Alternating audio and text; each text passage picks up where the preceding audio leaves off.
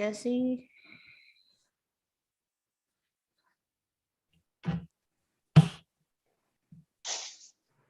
There's Jesse. We're on our way to success. Looks like we Yes, have a we- quorum, huh? Yes, we do. We have a 5-member quorum. Excellent. So we're just missing 2 people, it looks like, right? Yeah, we're missing Lorraine, Melissa, and auxiliary member Oh, and Linda Linda. Kelly. Yes. Okay. I guess we should go ahead and get started and everybody can join in. So I'll go ahead and call to order the Conservation of Resources Committee of July 28th, 2021 at 7 p.m. And there's a flag right outside my window. How about that? Let's all pledge our allegiance.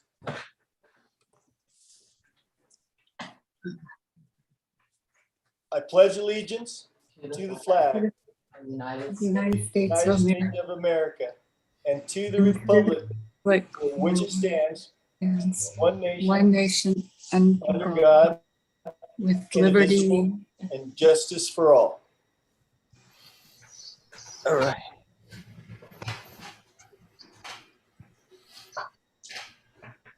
Okay, have an official roll call. Chairman Jeff Duncan, I'm here. Stephanie Youngblood, Here. Russ Kelly, Here. Martha Merriam, Here, Jesse Lunsford, Here. and auxiliary member David Ring. Here. And I do not see Linda Kelly. I do not see Melissa Netzel, and I do not see Lorraine, correct? Correct. Okay. All right. Okay, this is time for committee comment for items not on the agenda. Is there anyone that has any comments for items that are not on tonight's agenda? Okay, seeing none, we'll go ahead and go to public comment for items not on the agenda. This time is reserved for those in the audience who wish to address the housing Whoa, how did I get Whoops. that? The Conservation of Resources Committee on subjects that are not on the agenda. The audience should be aware that the committee may not discuss details or vote on non-agenda items. Your concerns may be referred to staff or placed on the next available agenda. Please note that comments are for the public will also be taken on any item on the agenda. The time allotted to each speaker is 3 minutes, but can be changed by the chairman. Do we have anyone in the public? Mary Beth? That's a negative, sir. Okay, so now's the time for the adoption of the agenda. Can I get a motion to adopt tonight's agenda? I move. Second. Who was that second? Was that you, Jesse? Yes, ma'am. Okay, thanks. No problem. Okay, Jeff Duncan, Yes. Stephanie Youngblood, Yes. Russ Kelly, Martha Merriam, yes, Jesse Lunsford. Yes, ma'am. Okay, that's everyone. Okay, now it's time for the public comment on consent agenda items. Doesn't look like we have any public as of yet. Is that That correct? is, no, we do have a member of the public. Oh, okay. Just arrived. Jean, do you have any public comments for items on the agenda or on the consent agenda?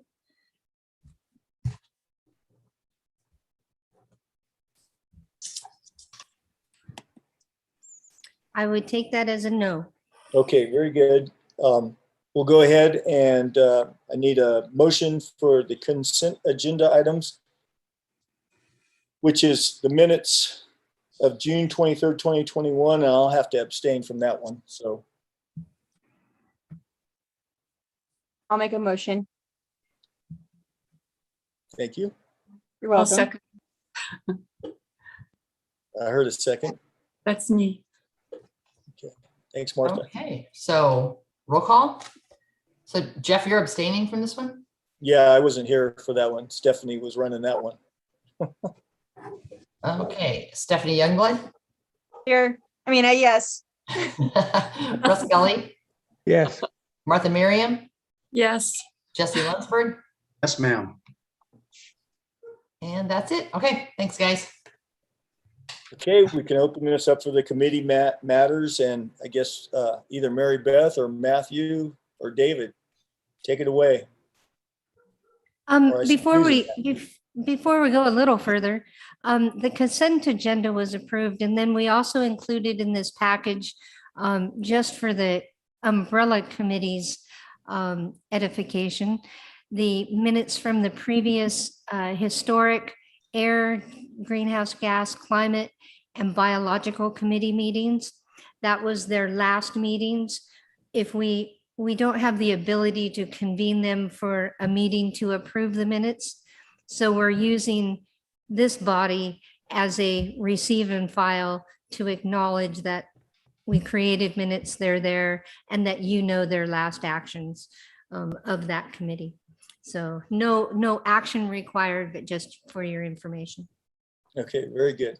Thank you, Mary Beth. You're welcome. And then we go on to committee matters, and we'll turn it over to technical staff David Weiss from Helix Environmental.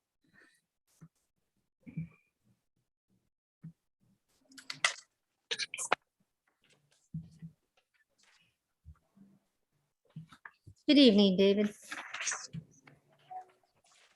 Hi, everyone. Thank you. Pull up the slideshow here real quick.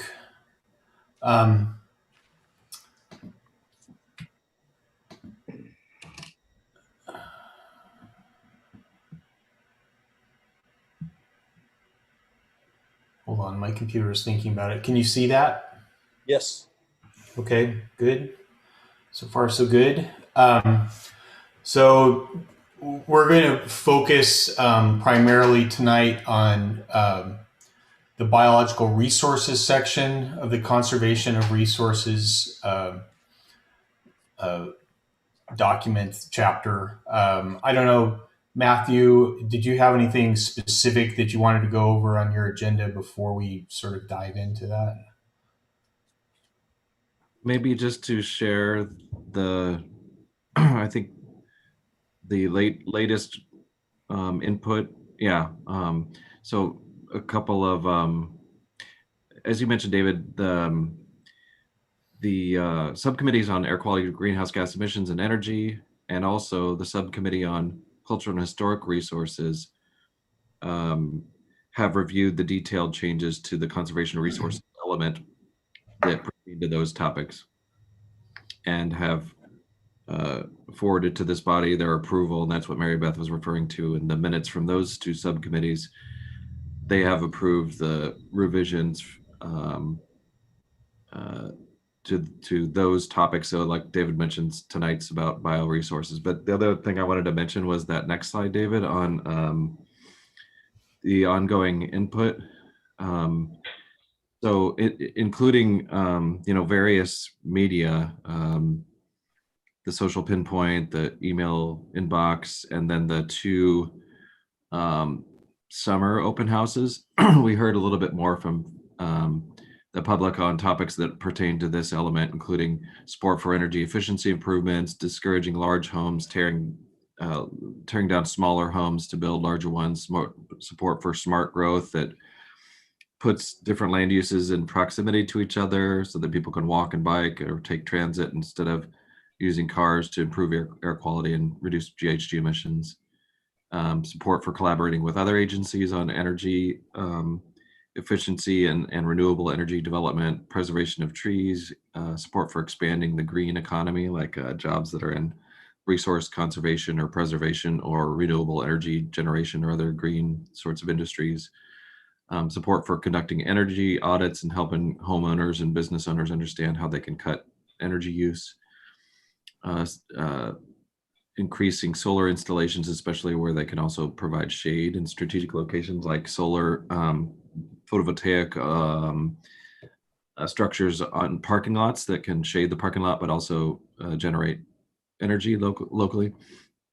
support for improving the town's recycling program, keeping water clean for habitat and wildlife, and the prohibition on new wood burning fireplaces. And we added a implementation measure pretty recently to the element to address that topic. Other than that, huge mouthful, David. Thank you, and pardon the interruption. I didn't have anything else to mention. Okay, so without further ado, I'm going to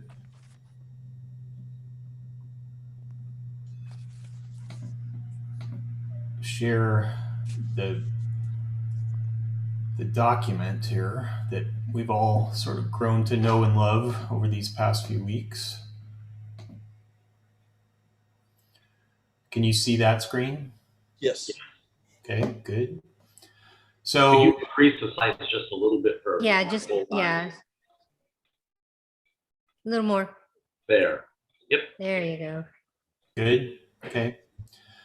So, you know, as most of you know, the subcommittee for biological resources have gone through this particular section over the past few weeks. We've sort of gone through the text on a line by line basis and you know, worked on goals, objectives, implementation measures, and the like. I'm not necessarily going to go line by line through this tonight. I'm just going to give the gist and make sure everybody's okay with it. If there's any changes, I'll point those out when we go through it.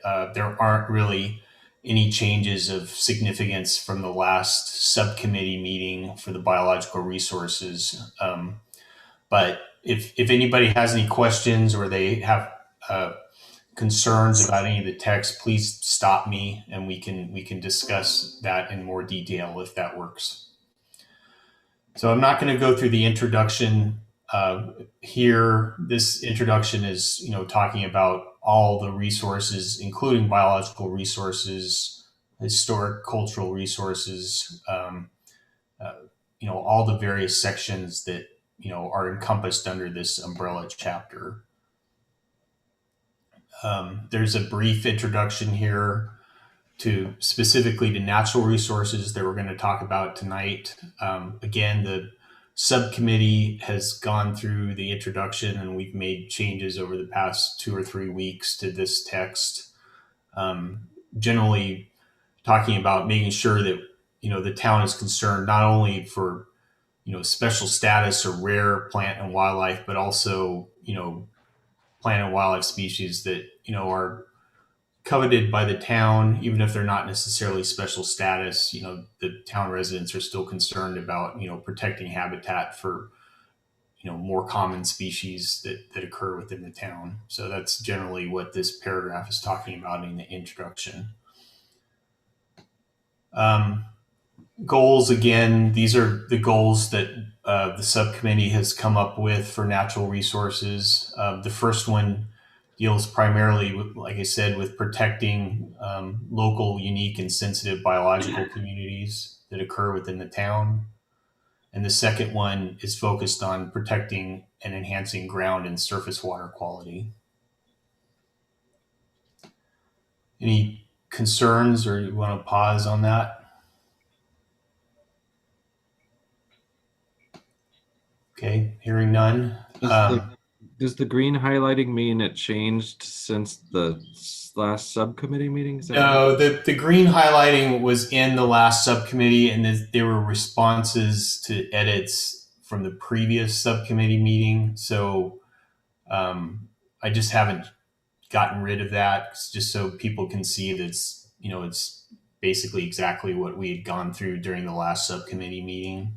There are some minor changes. There was one comment we'll get to later about the terms stream and creek were used interchangeably, and it was somewhat confusing, and that was a good comment. So you'll see in some of these later measures that we're just going to use the generic term stream for referencing linear water courses, and then we'll add a definition to that in the glossary.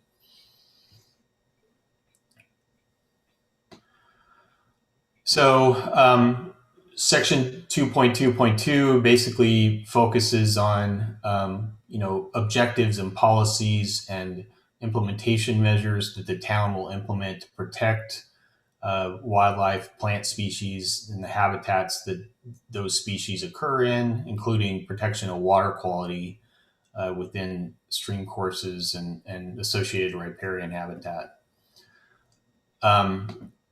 Again, I'm not going to go through these word by word, but as I scroll through these, if anybody has any particular point that they want to bring up, please let me know. And Mary Beth, if somebody provides a comment on a chat, if you can let me know, because I don't know if I can necessarily see those. So Yeah, I just received one in from one of our attendees, Michelle Reeves. Welcome. And her comment is there a list? Uh-oh.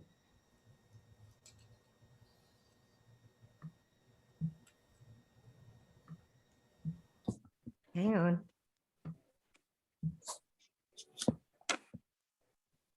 Okay. Is there a list of current fragile habitats or sensitive plants, wildlife? If so, how was it determined? yeah, in the settings section, there's a discussion of sensitive plants, wildlife, and habitat communities that can occur within the town limits. If you take a look at the settings section, you can look at those. But as far as how they're determined, there's various criteria that agencies and wildlife professionals utilize to determine whether or not a species or a habitat is considered sensitive. For instance, if it's federally or state listed under those respective endangered species acts, if they have some special ranking as rare by the California Native Plant Society, if the California Department of Fish and Wildlife has designated a species as a species of concern, or some other ranking that would show that it's in decline in the state of California. There's a whole list that's in the settings section that will describe how those criteria and are filtered through to make a determination as to whether a species is sensitive or not. So hopefully that answers your question. And for our public participants, just raise your hand if you have something to say. I'm on a little laptop, so I've got panelists, I've got the Zoom thing going, I've got YouTube live streaming, so the chat gets a little lost sometimes. So if I end up tending to ignore your question, just please speak up. I had a question on that implementation measure that's right in the 6.2.2.2. The town will limit development on slopes with a gradient in excess of 30%. It seems like that should not only say development, but it also should say agriculture or grazing, because you have tremendous erosion when you have those slopes and you don't protect them, especially if they're grazed on.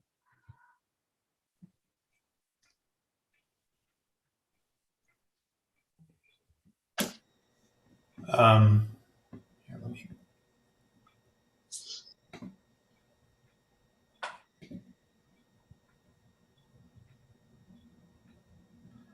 I'll add that as a comment here. Okay, thank you. Would the town have any entitlement authority over proposed agricultural operations or grazing uses? As a I'm rule, not we aware of don't. any, Matthew.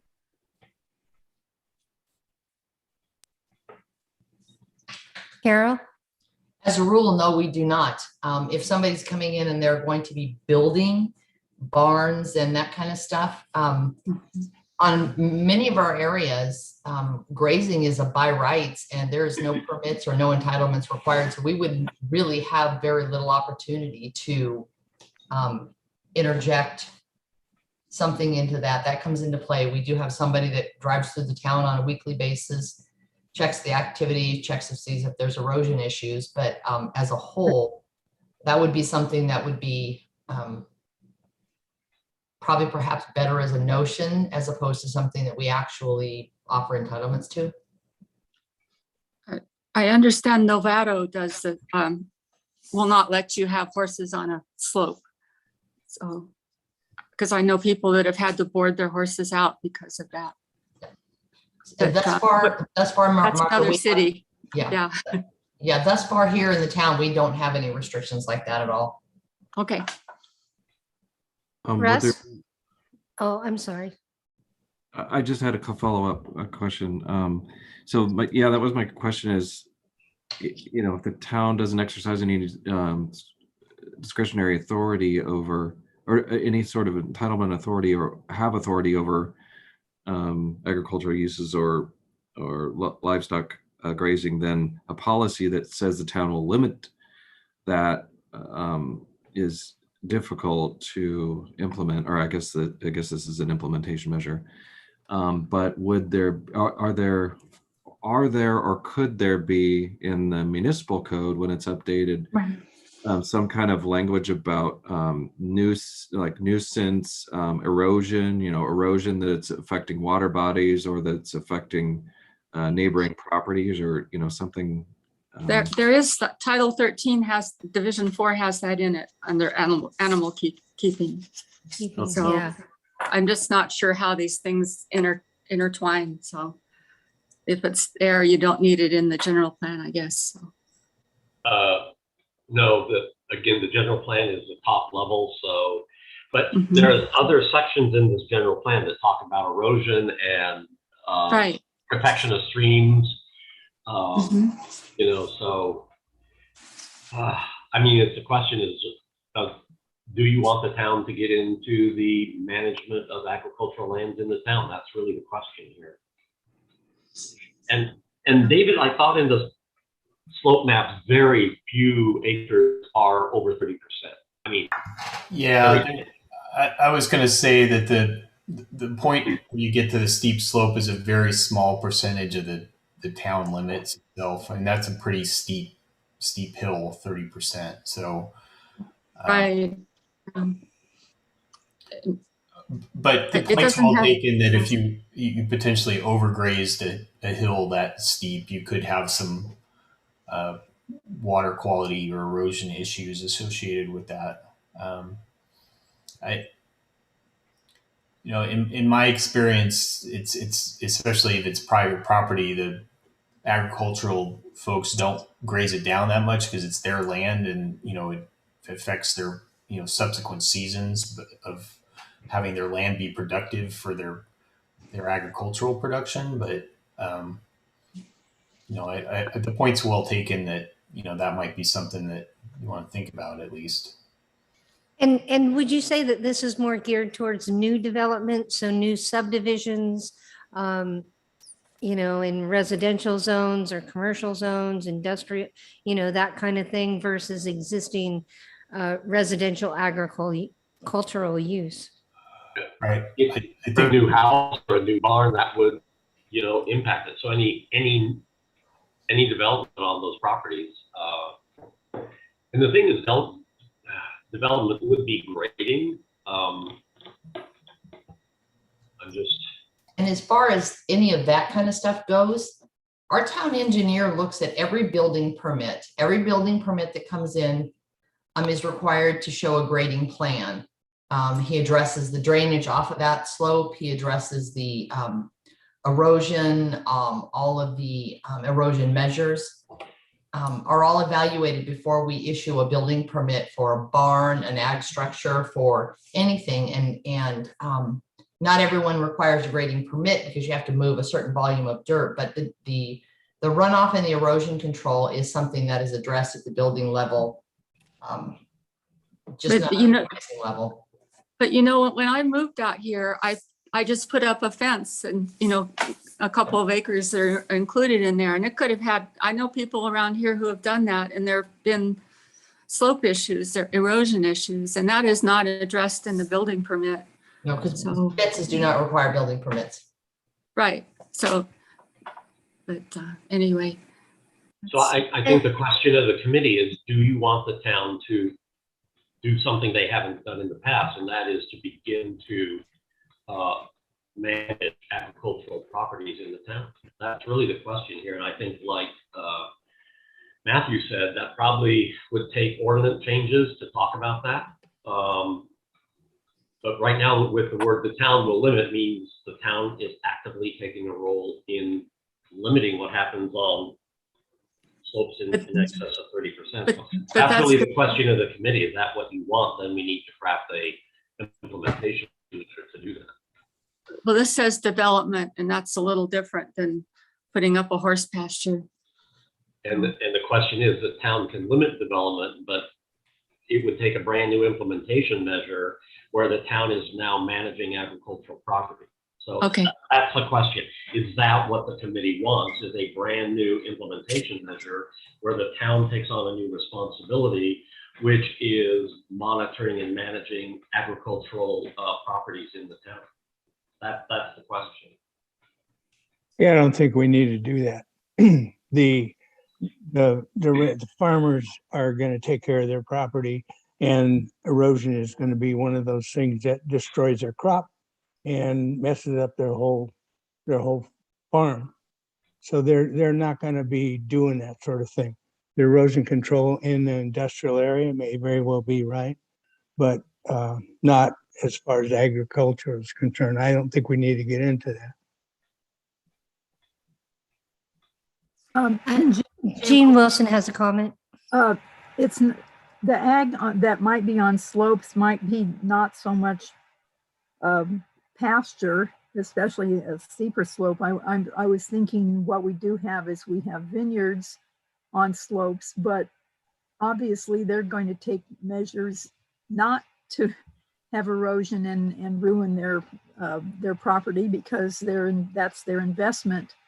So an overall blanket kind of consideration for agriculture gets us into a lot more considerations than I think we really want to take on.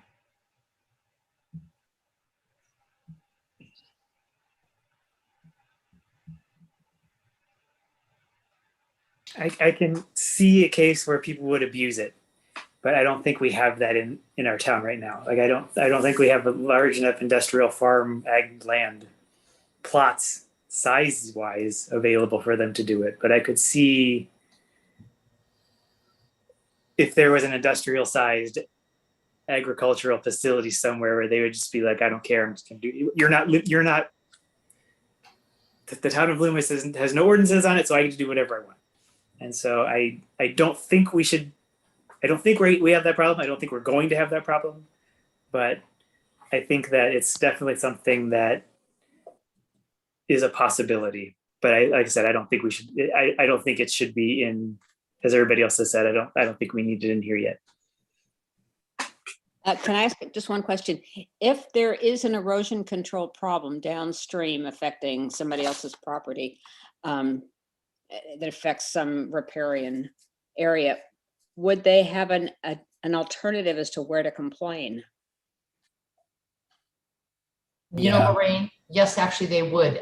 We do have, like I said, we actually have somebody that whose job is strictly has to do with drainage, dirt, erosion, anything that has to do with swimming. And when somebody complains, it goes straight to Connie, and Connie goes out and evaluates it. And if there is a violation of erosion control, regardless of the cause, it gets acted on pretty quick. So that would kind of take care of the concern without sounds having to make another measure. without Yes. writing new language. That's good to know. And I think Matthew and David, we do have other language in about water quality and streams and riparian areas that I think does cover that it's not to be, you have to maintain water quality. So I think. Yeah. So when we go through these objectives and policies, starting at the bottom of the page and going to the next page, we talk about some water quality protection. That there's also water quality, the state and regional water boards also oversee water quality for features that are under their jurisdiction. So there's also some state oversight on water quality as well as the town that was just referenced. Carol, real quickly, under what authorization does this person check constantly for erosion? Is that paid by the town? Is that a county position or? Oh, no, it's part of our engineering, somebody who, because our engineering department, we have a consultant who works, who does the plan checking, not the plan checking, the inspection and everything of all the grading permits. And part of what she does is she evaluates erosion control. She evaluates any complaint that comes in that's erosion control based. It's just all part of our engineering department. Okay, but there's a code somewhere that she. Yeah, there is a code that has to do with erosion control, and there's a lot of things even within Title the general 13. plan that are erosion control related. It's in the Loomis Municipal Code. Yeah. Title So- 13. Yeah. So one thing, Matthew and David, we should look at in this element is to make sure that the policies that we have regarding water quality allow that to flow down for that code section. My guess is they already do, but it's probably worthwhile just making sure. Because again, you have to have something in the general plan to allow the code to be there. Okay. So that sounds good to me. I think we have a sufficient amount of ordinance to take care of the erosion issues if anyone has any. So like what Anders just said, you should just make sure that our general plan supports it. And David and Matthew were relying on you for taking care of that. So I think we could move on to the next, or in our 113, are we at? Just a quick question. You're talking about the grading around streams. Does this protect a downhill resident? Yes. Thank you. I'm good. I have another comment here about the maximum extent feasible. That's kind of a wiggle thing. Who determines that? Is it the town that determines they did it to the maximum? That sounds like they can say, well, we went out and tried, but hey, I don't know. It seems, like I said, a little wiggly, but. Yeah, so the town would be the ultimate arbiter of what they consider to be feasible attempt to implement. Okay. Measures. An applicant might provide what they consider to be feasible, and the town may or may not agree with what's being proposed. Okay, well, it says encourage projects rather than evaluate or what's the word to use there? Shall require. Encourage just sounds like, you're just not really giving it the effort to maintain the riparian habitats. So, Where does it say encourage? I see shall develop appropriate avoidance. Where's the word encourage? Yeah. 1.2.1. Oh, we're back up at, okay, I thought we were looking at 1113. Okay. So, okay, you moved down, okay. So you're talking about in the policy with the green highlight that. Exactly. Yeah, the town shall encourage projects to the maximum extent feasible. Yeah, so. Can you make that a little stronger?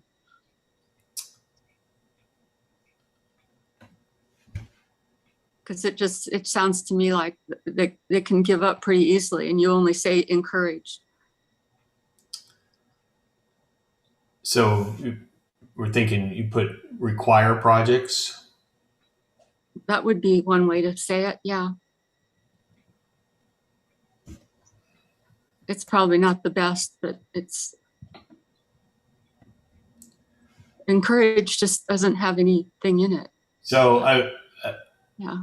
I'll just say that Okay. Obviously, any given project potentially has, like for instance, on streams, they may require a road crossing or something like that. So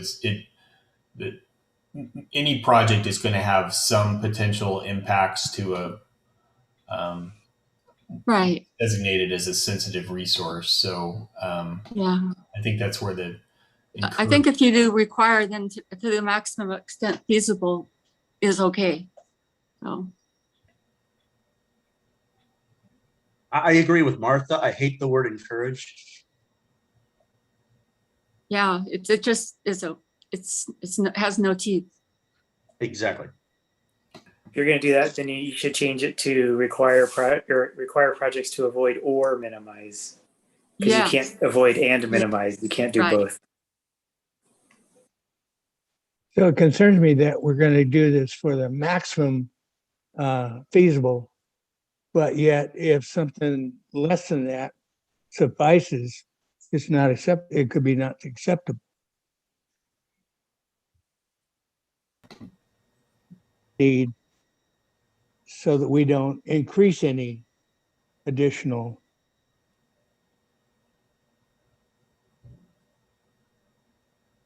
Does that look right to everybody?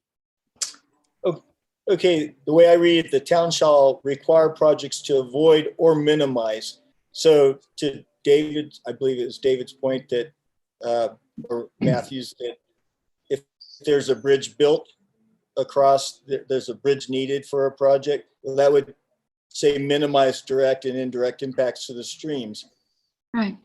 We're requiring the projects to avoid, but if they have to, or if we need them to, build a bridge to make the project work, then I believe that minimizing direct and indirect impacts to the streams would be sufficient. That's my opinion. That's my take on it. I mean, would that Take out avoid? avoid. Is that what you're saying? no. Keep avoid. Yeah, projects to avoid or minimize. Require projects to avoid. That's the hard, that's the teeth, but we give them a little leeway by or minimize direct and indirect impacts. Okay.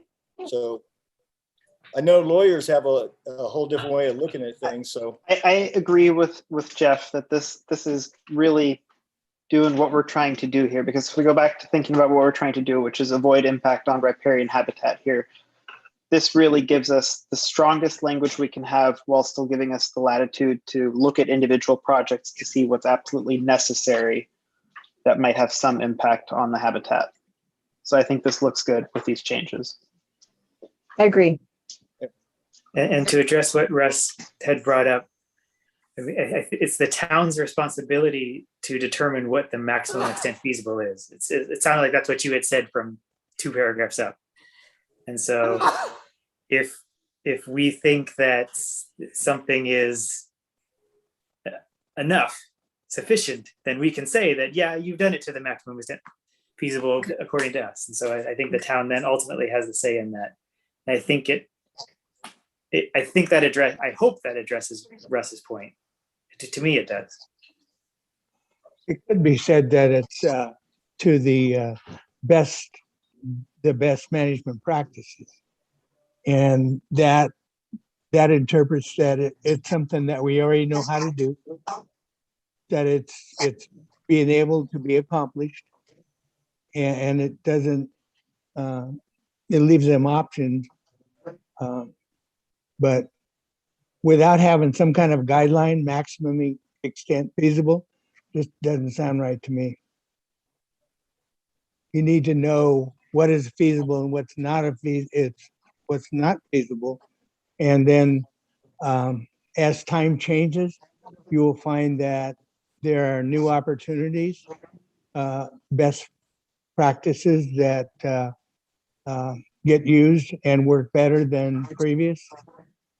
And so I'm a little concerned about. So maximum extent feasible does encompass best management practices. That would be one of the things that staff would look at when considering a project's proposed impacts.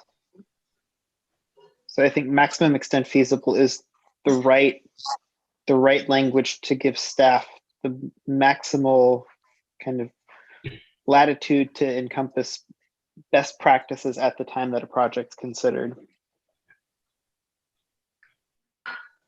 On the policy 121, I have a question to the committee and also David and Matthew.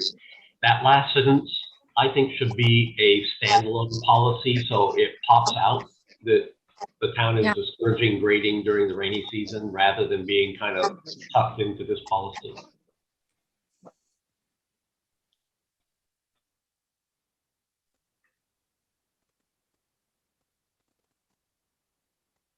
That makes sense. And I have one other point It that does.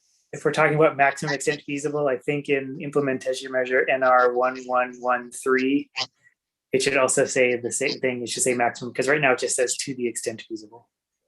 Oh, yeah. To the maximum, yeah.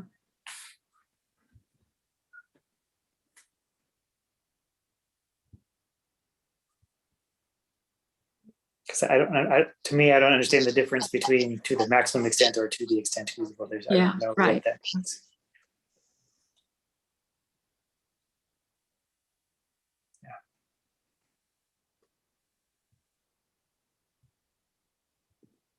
Okay. We've got that in 3 places now. Yeah, looks good. 3 places just on this screen. Yeah, Right, yeah. I have to check all the other places. So for that new policy that Anders just suggested we separate out, we've got the word discourage in there. And since we struck the word encourage up above, it may be worth Yeah. discussing Shall. what strength of word the committee Prevent? wants there. Stop. Prohibit, I think, would be Prohibit sounds better. kind of the Yeah. counterpoint to require. I mean, usually doesn't happen anyway during rainy season, right? I mean, Right, yeah. And it also says unless adequately mitigated. So it doesn't mean you can't do it at all. It just means you Right. have to plan for doing it correctly. Yeah. in case of emergencies, Right. you have the ability to do that, but The whole process for actually doing that. There's a whole binder. Matter of fact, I think the town has it. I think I might have given it to them. It shows best practices for managing In my room. sedimentation. And if you have to do things in the wintertime. I mean, I would discourage doing it because it sometimes could get out of control, but then so can everything else. David, that new policy should be 122 rather than 112. Oh, thank you. yes. Jean, go ahead. Well, I think it kind of depends. I hate saying prohibit if we don't have, sometimes there's just a small amount of grading and it isn't going to, it is going to avoid sedimentation, et cetera, because it's not very much. Or sometimes we have a very long dry season anymore that it's hardly the rainy season. So there does need to be flexibility for when it does work. I think it's obvious, it should be obvious that we don't want rainy season grading in general, but I think we have a lot of policies in place already for when and how you can do your grading. You have to have a permit, and they're going to specify an awful lot of conditions on that anyway. Well, this is what they refer to, right? The general plan is our the good book. So so we got to make it good. So, and it does say, Gene, it does say unless adequately mitigated. So we're not totally telling people they can't. We're just saying you have to, be, Put up a water barrier. right. Wait till I it think the way rains. this would play out is that a grading permit issued during the rainy season would have additional requirements to kind of speak to those adequate mitigations to avoid sedimentation. Right. And since that's what we want to avoid, I think this is a good phrasing to get us there. Is the rainy season defined in the glossary somewhere? There you go. Next There you go. Another definition, Anders. Yeah. What is David, rain in California? Oh, 80 pages. Yeah, I mean, the rainy season in a normal quote unquote year, which I guess you'd also have to put in the glossary, would be probably November through, or maybe October through April, basically, maybe May.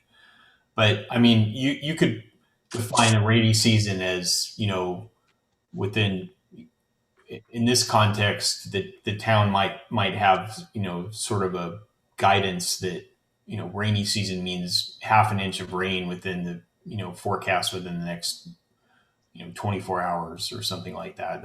We've, on projects that have stormwater pollution plans or stream bed alteration agreements where agencies are concerned about sedimentation happening, oftentimes they'll tie it to the level of forecast precipitation in the near future. I like that. Could you write that up, David? The next implementation measure actually says November through March. So if you turn the page, so.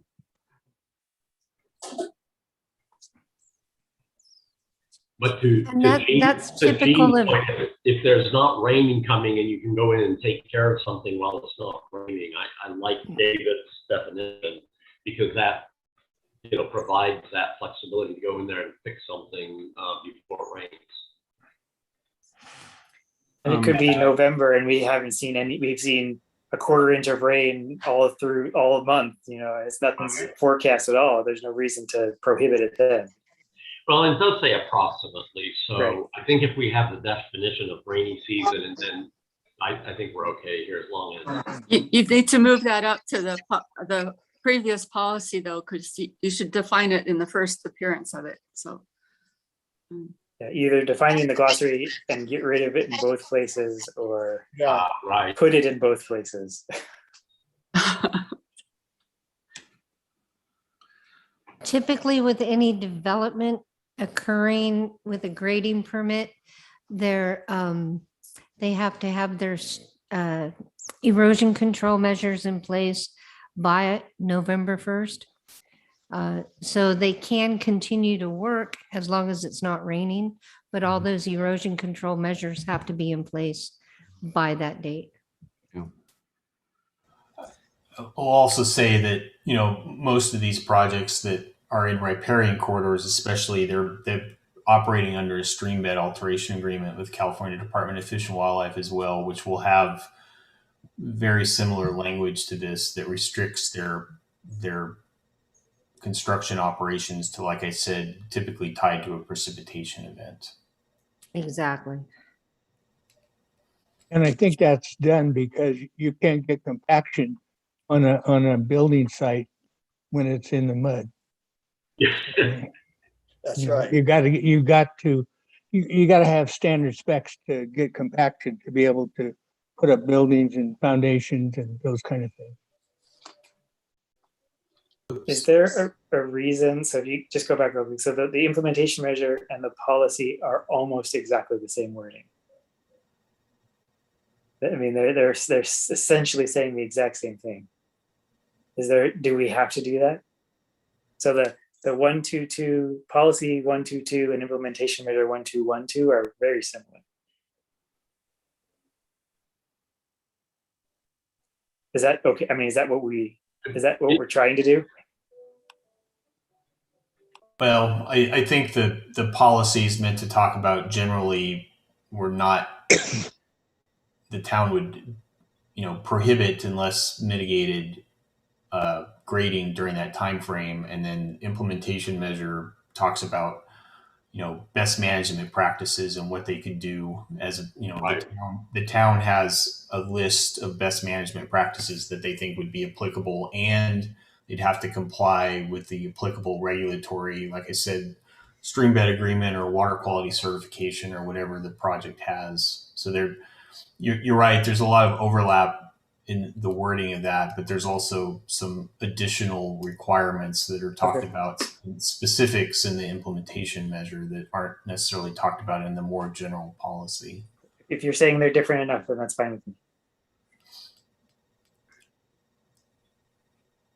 And instead of to the maximum extent feasible, it could say something like consistent with the municipal code and other They can't do that because the code flows from the general plan, Matthew. So Yeah, So the implementation measure is telling you to put this in the code.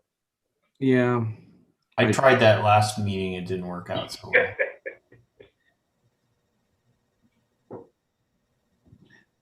I have, Mr. Chairman, I apologize, but I have an extremely pedantic suggestion. Let's see, on policy NR 1.2.2, to remove the commas so that it's clear that that whole clause there, unless adequately mitigated to avoid sedimentation of streams and damage to riparian areas, goes with that whole thing is together, so that it's not like the very last part after the last comma is kind of in a positive. I just think it. Yeah, that's fine with me if it flows better. I mean, the main thing is the communication of the, policy, right? Yeah.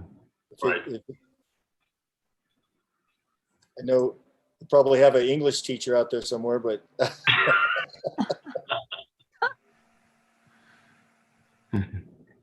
Well, are you prohibiting it to avoid sedimentation, or are you mitigating it to avoid sedimentation? I guess is what you're trying to say. Yeah, I'm trying to make sure that the avoid sedimentation goes with mitigated. Yeah, so then you would get rid of this, at least the second comma. Yeah. Yep. Right. Yeah, I guess maybe just the second, but.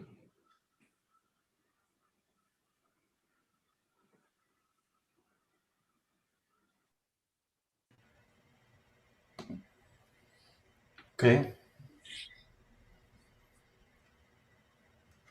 Yeah. And in that same policy, there was, you see the highlight that struck out creeks and used the more inclusive term of streams that are used throughout the section now. Okay. We took out this reference and moved it up. We may decide to just define that and not specifically put months in there if we're going to talk about it in the glossary, but for the time being, I put it up to the first reference there. Implementation measures, the next couple will talk about setbacks from blue line streams, riparian vegetation, and ephemeral and intermittent streams. Anybody have any concerns or questions about those two? 1.2.1.3 or 1.2.1.4?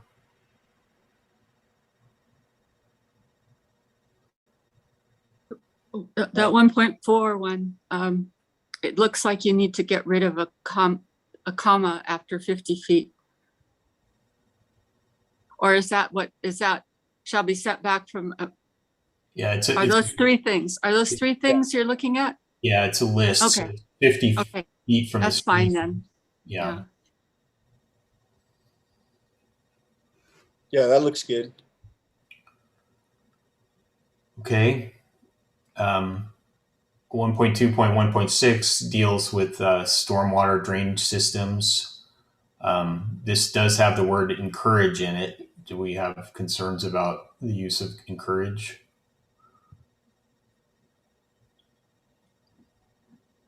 Not here so much, I don't think. Okay. Again, here's more implementation measures on soil erosion and sedimentation during construction. And this saying the town will periodically review its erosion and sediment control ordinances and update as necessary. Can we back up just a set to back above 1.2.1.4? Does this protect the secret ravine 100 feet on both sides? Yeah, secret in this one, it would protect it. Secret ravine would actually probably be done by the one above it because it's not a ephemeral or intermittent drainage, it's perennial. So it'd be outside of the 100-year floodplain or 100 feet from the outermost edge of riparian vegetation, whichever one is the larger distance. Okay, thanks. I just want to make sure that as Rockland is doing, as we're doing with Secret Ravine, we're protecting it 100 feet on both sides. Yeah, and in this case, it actually would likely be more than 100 feet because the riparian vegetation could extend. I don't know how far the floodplain is, but the riparian vegetation might extend 10 feet outside the banks, and then you have to go 100 feet from that.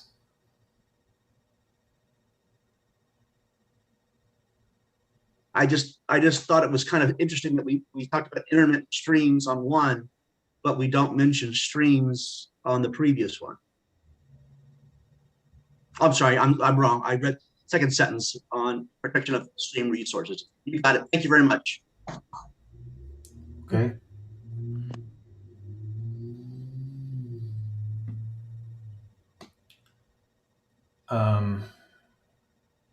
So I think we're on 1.2.1.8. These are basically projects will be designed to, prevent untreated runoff to local streams. And Do you really want to say to the maximum extent feasible or just say do it? Again, that sounds like a little bit of a weasel thing that you can, it sounds like that's a yes or no, really, black or white.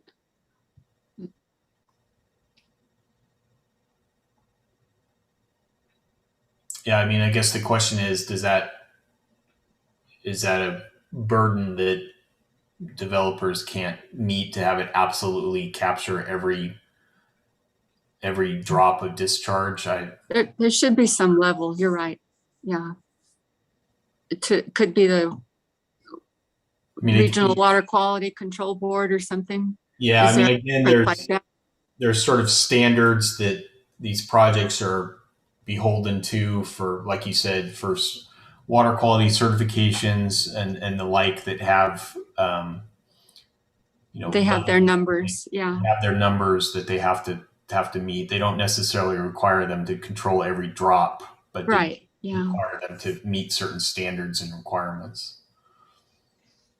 And you think maximum extent feasible includes those agencies that have the numbers?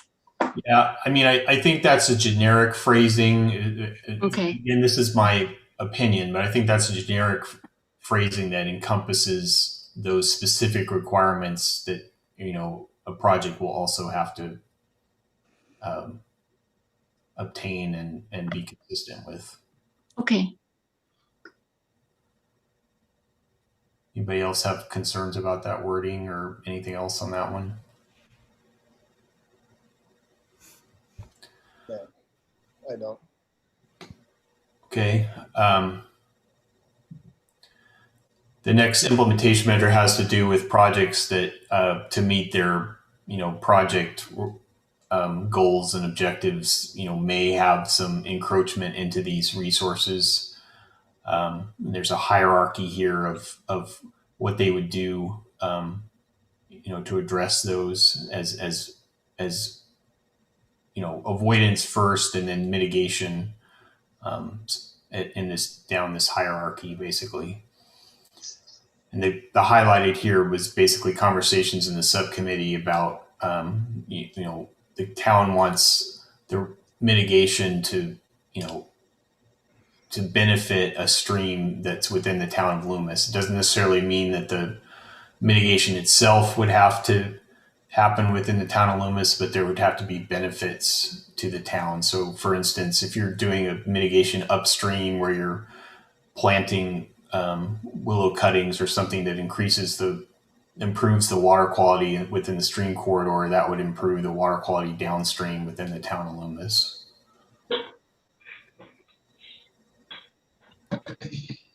When you pay mitigation fees to do it elsewhere, you would do it someplace where it benefits the town of Loomis? Or you No, just so stick it elsewhere? that one's sort of like the last resort, basically, if some of the other options aren't feasible. So the mitigation agent will generally require, if you're paying a mitigation fee into a bank, for instance, the bank has a service area that's designated for the bank, and the agencies have determined that service area, not always, but oftentimes on watershed boundaries. So they've determined that, for instance, the vernal pool restoration in this bank will improve the acreage and the sort of degree of vernal pools that are present within that watershed. So if they do get down to that tier and that's what they pick, then there is some screening to require them to get credits that are improving the watershed, which would of course incorporate the town as well. So there's some of that, but there's not necessarily quite as apparent as it would be if they were the bullet point above that. Does that make sense? Yes. Okay. So for the part that you highlighted in green, I read that and I could argue that if I were to restore someplace up near Lake Tahoe, that says somehow provide a benefit to the streams within the town of Loomis, but I don't think that that's what the other committee, the subcommittee, was trying to say with it. It seems like if you, what I think that they were trying to say, and I didn't even sit in on that meeting, but it would be more like where the restoration will provide a direct benefit to the streams within the town of Loomis. But I don't know, you were at the meeting, right? Yep.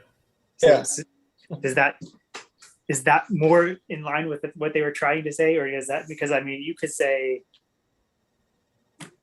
I mean, you could argue it any way you want to do that. I could do this in Oregon and say that it's providing a benefit to the streams by cleaning the air in Oregon. We're cleaning the air all over the world, and then it's clean, which is providing us a benefit to the streams in Loomis. So I don't think that that's what they're trying to. But do you see what I'm saying? You sound like an attorney, David. Yeah. But I think by putting the word direct in there, then that makes it very clear. But Yeah. You had me hey, David, you had me at direct. Okay, you didn't have to go. You didn't have to go to Oregon with it. David is correct. That's How exactly. didn't seem to be getting my point across. No, you were correct. Everybody was like, "Yeah, that seems fine with me," and I'm like, "Wait, what do you?" Yeah, that's what the committee intended, David. Okay. Right. Exactly Right. what we thought we were saying. Okay.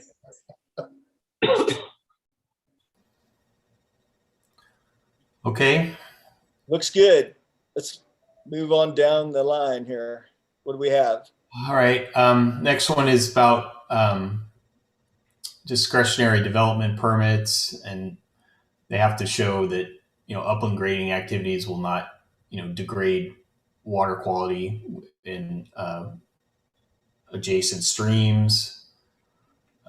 Again, there's the town's requirements. There's also trickle down, pun not intended, other agencies that will require similar language as part of their permit issuance. I have 1.2.1.11. It says safeguard the public health mosquito abatement program. I mean, are we saying that they can't use the chemicals that they use to do that? And the reason I say that is because I happen to be the next in line for the board chair for the mosquito. Yeah, so the language is actually exempting that type of stuff from this implementation measure. So it's may be carried except as needed to safeguard public health, such as mosquito abatement or vector control programs. Gotcha. Okay. And we worked very hard for that. And also the last sentence covers that. Yeah. Yeah, we didn't forget you, Russ. Okay. Yeah. Okay. So the next one is, again, this is sort of a hierarchy of preservation for stream courses within the town limits, and you'll see these various changes from creeks to stream within here. So this is preserving corridors through setback, through establishment of conservation easements or dedications, and the requirements to do that. Is that saying the way you said it just now is contrary to the way it said? So it says that they have to do all of those things. The way that it is stated, it says we have to do all of those things. Is that what you mean it to say? Yeah, I'm sorry. Yeah, so the one through the numbering is a little, the indentation is a little off there, but 1 through 7 are, all-inclusive guidance for, establishing that. Sorry. But so you say, so it says the implementation measure at the top. It says the town shall require newly proposed public and private development to, and then it lists all of these things. Yeah, correct. And the way that you had said it though, is it was in order of the way that you stated it out loud when you were talking about it just now. Yeah. Is that this is an order of operations. So it's more beneficial to do the first one, but then it's okay to do the second one if you can't do the first one. No, is that how you mean? No, you're right. I misspoke when I said it. Okay. Yeah. So they have to do all of these things all the time. Right. Correct. Okay.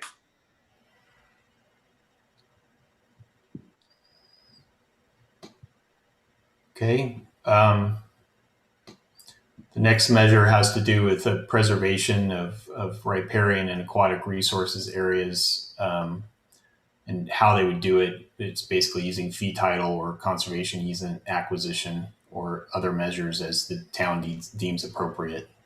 So these are conservation tools or mechanisms in order to protect those lands in perpetuity. Yep, that's good. The next one is about monitoring these designated open space areas.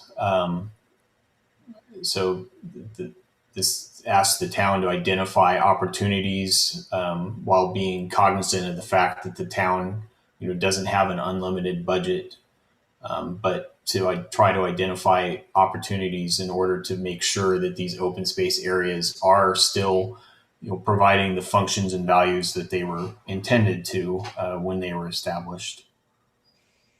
And then the highlighted part is for those that are on private property, the town would obtain permission before doing that monitoring activity. Jean, you had a question or? Yes. Am I unmuted? Yes, Yes. ma'am. Okay. Going back to implement to 1.2.1.13, it makes it sound like the town is going to require that these are all going to be in, all the streams need to be in some kind of acquisition rather than being on private property the way they are now. Is that what is intended here? And for one thing, that is going to mess up the zoning as far as if you're going to take that and say the 100-foot setback and all that out of off what is counted in that parcel, then you're going to have non-conforming parcels because they no longer meet the 4.6 or 2.3 or whatever acreage requirement. Is the intent here to take this out of private hands? It kind of looks like it. First of all, the land use designation is not changing. And then second of all, there's policies about the use of open space if that land use changed that said you could use that open space that you're dedicating to continue to count to the uses you had on that property. So I think, I mean, one, we're not looking at changing any of the land use designations on this. This is purely a mechanism to make sure those areas are preserved. Well, in 13. Are you still taxed on it then? If it's. Yes. Yeah. You're still taxed on it, even though it's in a conservation easement. Well, you know, Andreas, you may have that answer, but Yeah. it's still your property. So I don't know. I think you do. Yeah, I think typically you would be. And I think the intent of 13 is, you know, the highlighted part is about review of newly proposed public and private projects. So not necessarily talking about existing land uses that are going on where you know, to comply with the general plan, they're going to have setbacks from the streams, and what are they going to do, you know, to protect those required setback open space areas for newly proposed projects. Yeah, so nothing about the phrasing of that implementation measure suggests that the town's trying to take over all of the streams and riparian habitat. But this is really just to basically make it the policy to have conservation easements over as much of the riparian habitat for new projects as possible. I didn't mean that the town was acquiring them per se, but it looks like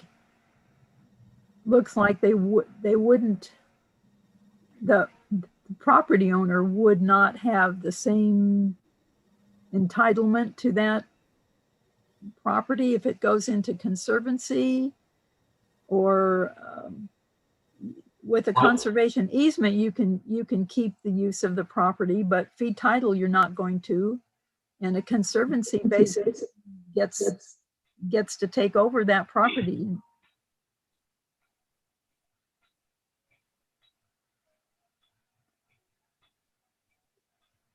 So here we're talking about the riparian habitat. So I'm not really clear on what use we'd be impairing that we would otherwise allow.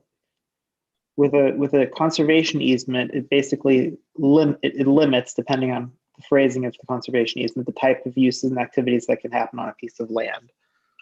So if we're looking to protect riparian habitat and aquatic resources like streams, then the conservation easements are just a formalized tool to do that.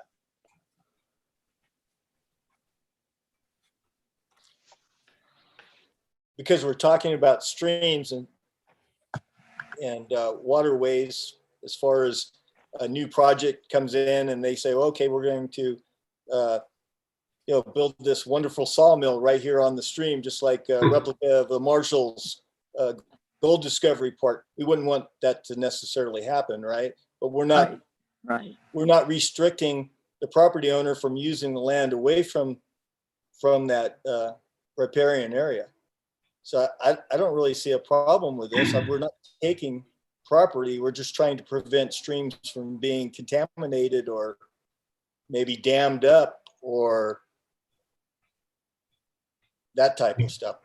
Going to what Gene is saying, though, if somebody were to purchase fee title of the land, then the property will, that property goes to somebody else.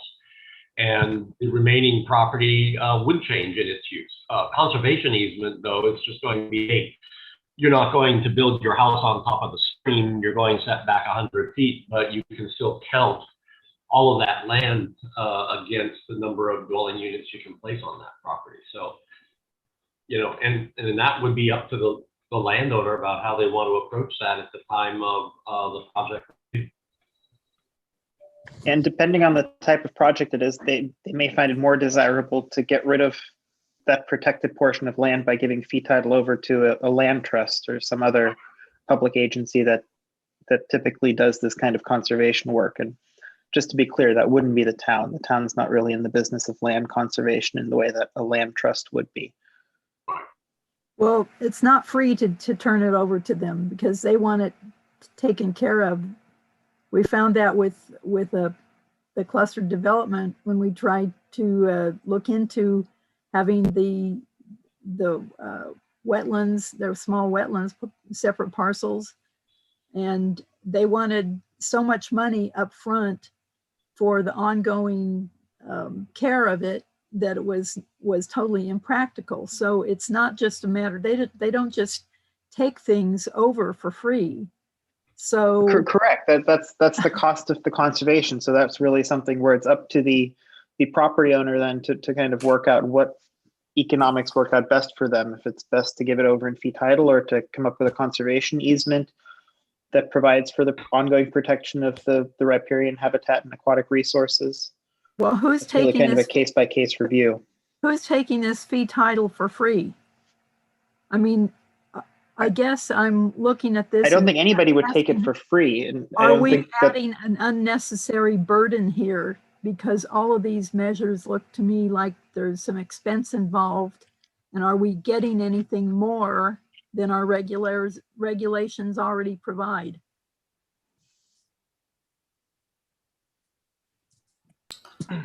I can see encouraging these things, but having looked at the cost of some of them, this is a financial burden, and projects around here are not necessarily somebody putting in a big project. I assume a project would even be lot splits and, you know, that's the most common kind of project we have in our rural areas. I think all this implementation measure says is we want it preserved in some way. And when the development comes forward, that's going to have to be discussed. Do they want to give it away as free title? Do they want the conservation easement? So it's really up at that point in time. And I'm thinking a project coming forward would be that Turtle Island property and Secret Ravine. How do we preserve that? And that's going to get preserve that riparian habitat. And this just gives a couple of choices out there on how to do that. And just to back up another step here, this isn't an implementation measure that would come into play for any project in town. This really only comes into play if there's riparian or aquatic resources involved. Is this only blue line or any small whatever? This is saying any native, riparian, or aquatic resources, so any within the town. And this is there partly to preserve what the town wants to preserve, which is their existing habitat. And that is partly why this is here. I understand that. And I totally agree that we want to preserve those things. I'm just not sure that the town shall require this type of additional regulation of it, or ceding of the land to somebody else, or at least a conservation easement. It's not free to even put a conservation easement on. That costs not as much as the other things, but do we really need this? So, Gene, some plan. There should be some plan for it. Maybe it's enough to say other measures as appropriate and leave it at that. That was what I was going to say. Other measures could just be leave it alone. We don't touch it. Not they don't do anything, but other measures I think covers everything else. Okay. I will say in this case, maybe you do want to rely on maximum extent feasible as said. I mean, financial feasibility, I would think would go into that equation as to whether it's financially feasible for a project to implement, be consistent with this implementation measure.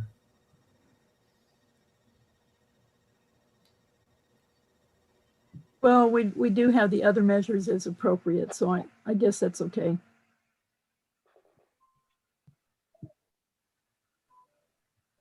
Okay. We talked about 14. 15 is encouraging use of volunteer labor for, maintenance and habitat management that would occur periodically within this biological open space area. Again, the highlighted part of the bottom is to make sure there's not a, hardship requirement for town staff to participate actively in these, with the exception of, you know, getting access to the land to do these maintenance activities.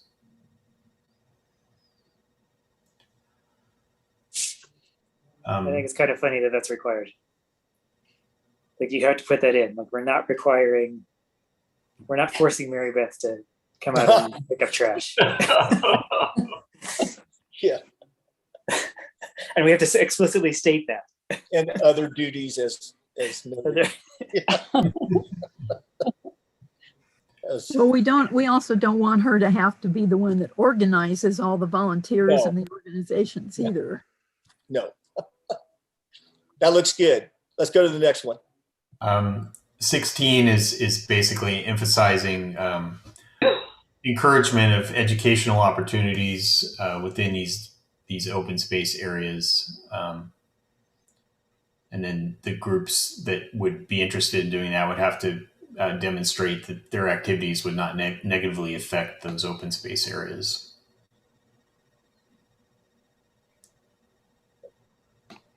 Okay with that? Okay, the next group. Sorry. Oh, okay. No, I said it looks good. Okay. The next objective policies and group of implementation measures are, specifically, we're moving a little bit away from riparian and stream courses and talking about more general aquatic resources.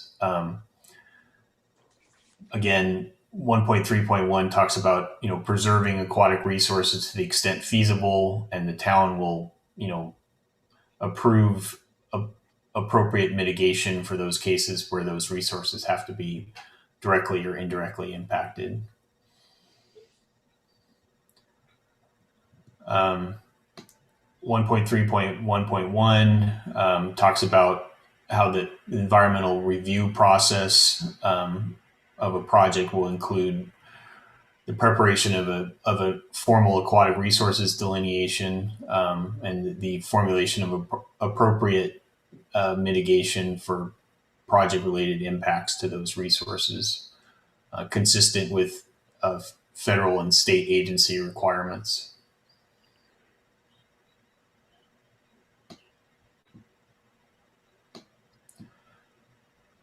Okay, 1.3.1.2 it just talks about having adequate setbacks from newly created parcels so the property owners will not place new improvements within areas that require protection.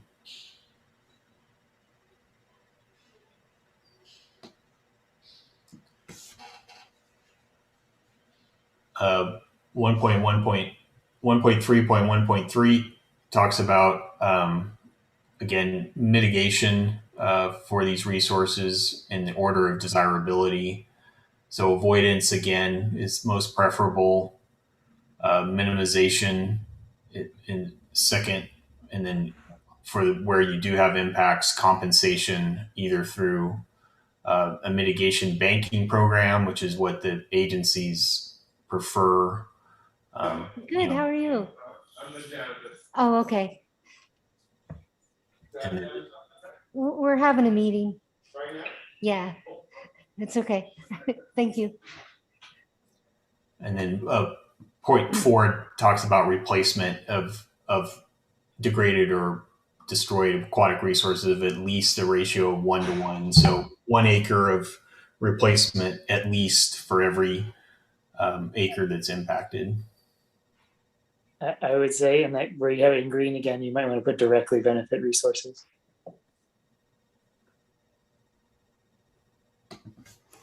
Thank you.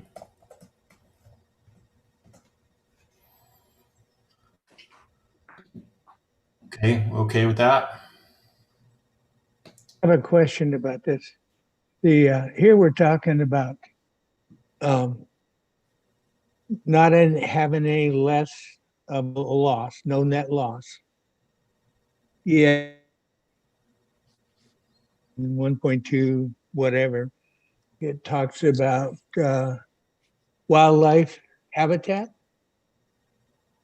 yet there's no identification of, and I hate to open this up, no identification of carry or how to support that habitat in the manner that the animals can survive there. And the problem we end up with is that, for example, the deer that we have, okay? The deer population is probably going to double from the looks of all the deer I see around here. And unless there's a way to harvest those deer, then it's just going to keep getting worse. And therefore, the habitat will not carry the load to provide the food and things that the animals need. But here, we're saying if we have fish that require 20,000 square feet, we can't go less than 20,000 square feet, or we have to replace it. This is pretty much the policy of the federal government when it comes to wetlands and aquatic resources, Russ. This is, David, you could correct me on that one, but pretty much this comes right out of the guidance from the federal government. Yeah, I mean, these measures are focused primarily on the habitat, as you say. They're not necessarily specifically talking about the wildlife within it. The assumption is that, if you preserve it, they will come. Basically, if you set aside acreage, you've got, the supporting habitat for the species that would go along with that. Your point about management for overpopulation of deer, for example, I mean, that would fall under the purview of, if you've got an open space area, that's land management of that open space area. If you've got evidence that habitats being overgrazed, for instance, by deer or other large mammals, then it falls on that land manager of that open space to address that issue, because it's negatively affecting the functions and values of that open space, whether it be culling some of the population of deer, if that's the issue, or whatever it may be. It falls on the land manager to address that. So they do have the ability to do that. Yeah, I mean, nothing in these measures preclude appropriate land management techniques. Obviously, if, for instance, they have to do some sort of improvements that are in a regulated aquatic resource, for example, like to clean out, put a new culvert in for flooding or something, that might trigger a permitting action by the appropriate regulatory agency, but it doesn't preclude that activity from happening. It just means you may have to have some extra steps, for example. Okay.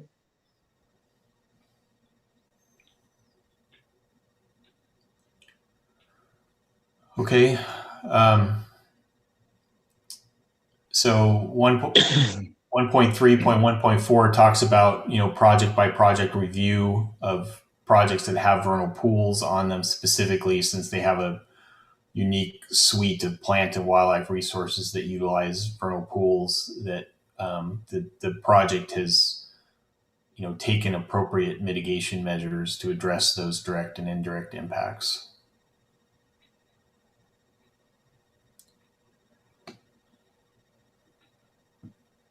Okay.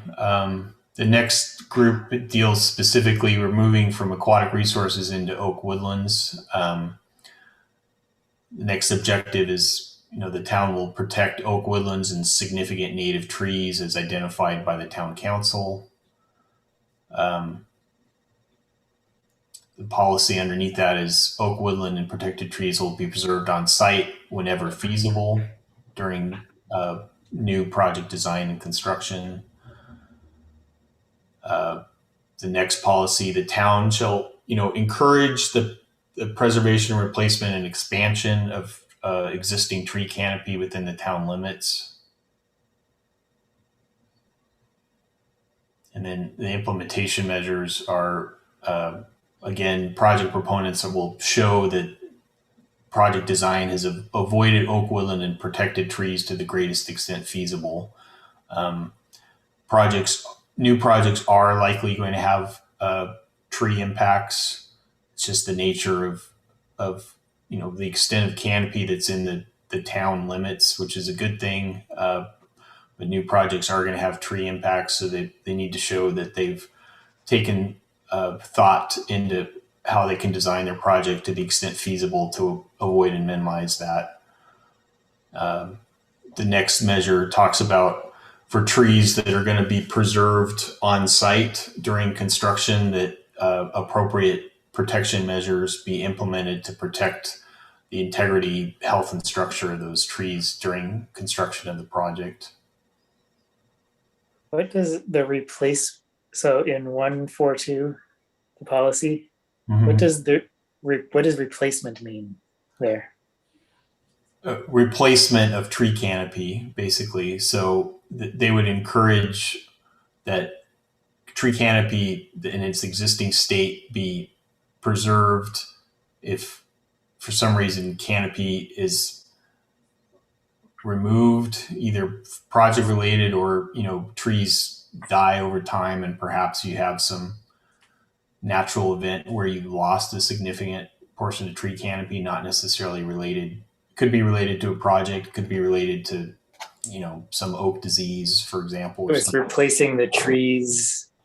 It's replacing the trees / canopy that was lost. That I think the goal of this policy is to not result in a loss of tree canopy over time. Do you want to strengthen up the encourage part of that? I'm just wondering. So I'm okay with that too, but it's like preservation and replacement. If you're replacing the trees that are dying off, that's preserving it. If you're replacing the tree canopy, that's like getting rid of the oaks and replacing them with bananas. Like that's the way I'm. That's obviously not what we mean. But I'm just worried. I'm wondering if does that mean the same thing? Does replacement and preservation mean the same thing?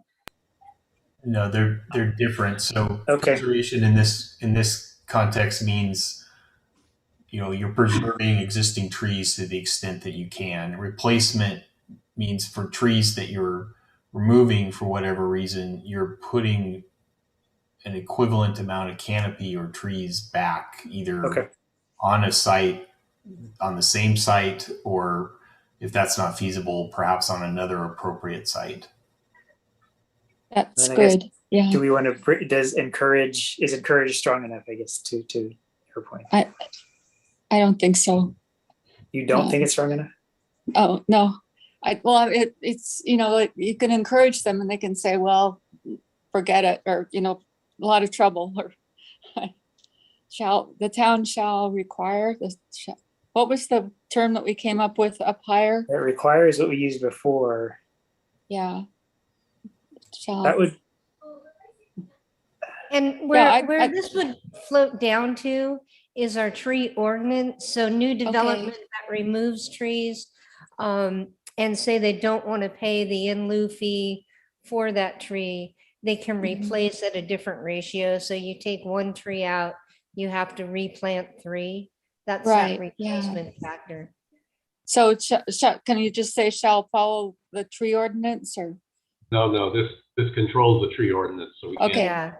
And requires gets really strong when you think about weather situations, fire situations, and that kind of stuff that will reduce our tree canopy. So if we put in require is a pretty strong thing for all circumstances involved. Is there something in between require and encourage? Promote. That's kind of like encourage. I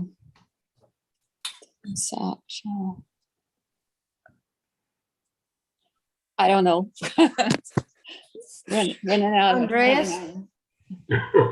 How about required to the maximum extent feasible? No, I don't know what a good way to put it would be. Let me think about that for a minute. I think the reason it's encouraged right now is the town is in a difficult position to require this anywhere. At this point in time, I think the town has enough land to plant 150 trees and has no other control over any other pieces of land in the town. So we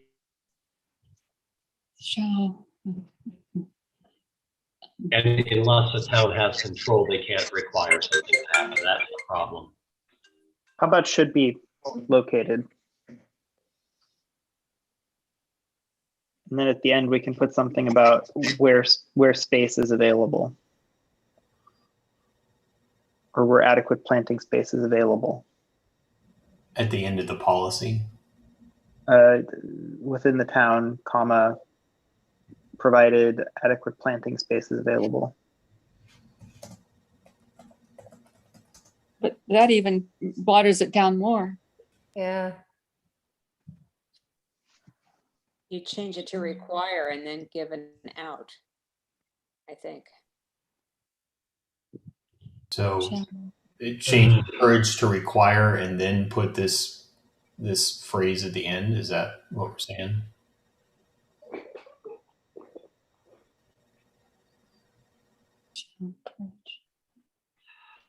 Yes, I think that gives us a bit of a middle ground position if we change encourage to require and then give it that out, where if we're in a situation like now, we're very low on space to put such trees.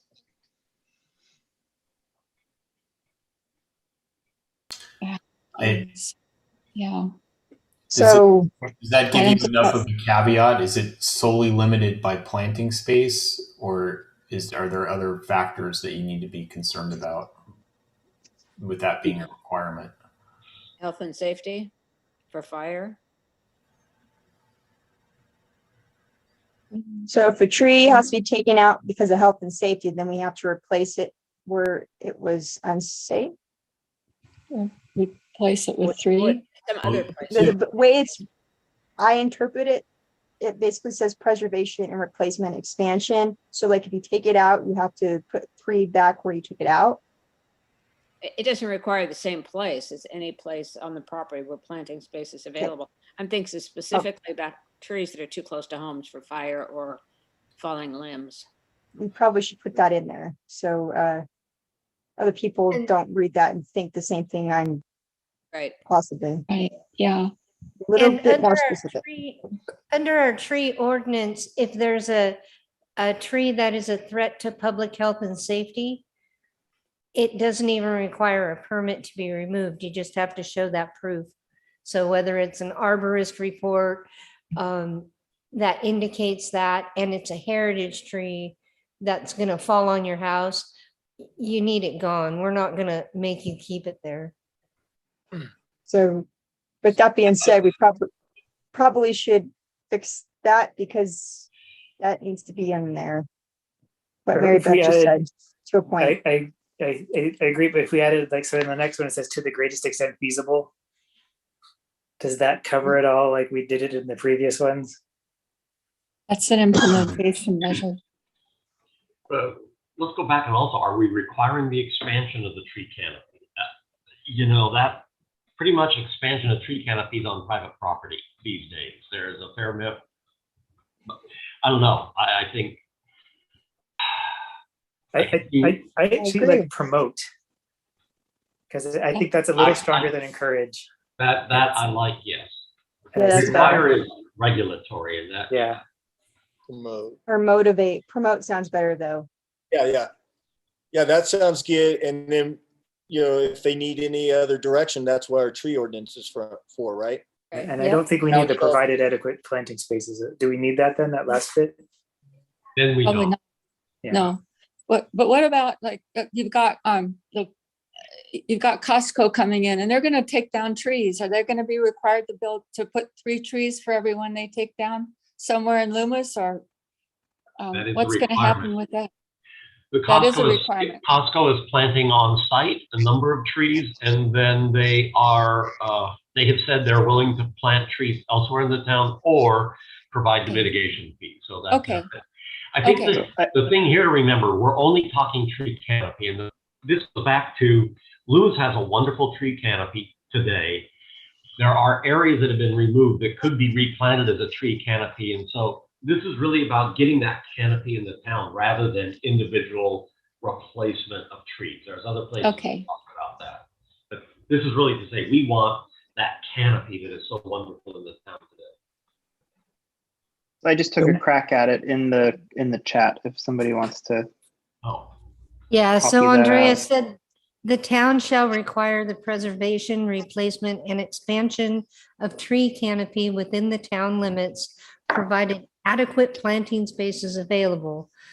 Such preservation, replacement, and expansion shall be undertaken in accordance with good forestry practices and in a manner that protects public health and safety. Oh, Perfect. Wow. that is Thumbs a up. journey. A wordsmith. So Public my, information. my question on this one here comes into, and I guess it's because I don't have a good understanding of tree canopy versus tree removal. But, you know, we have a multitude of single family homes that come in that they're allowed to remove the trees to build a house. And they don't have to plant more trees and they don't have to pay mitigation. It's part of an exemption for residential build. Are we messing with any of that already for people? What's in what? No, This doesn't fall into, you know, I'm just concerned because I don't know enough about the rules, but I work with these people. I work with residents every day.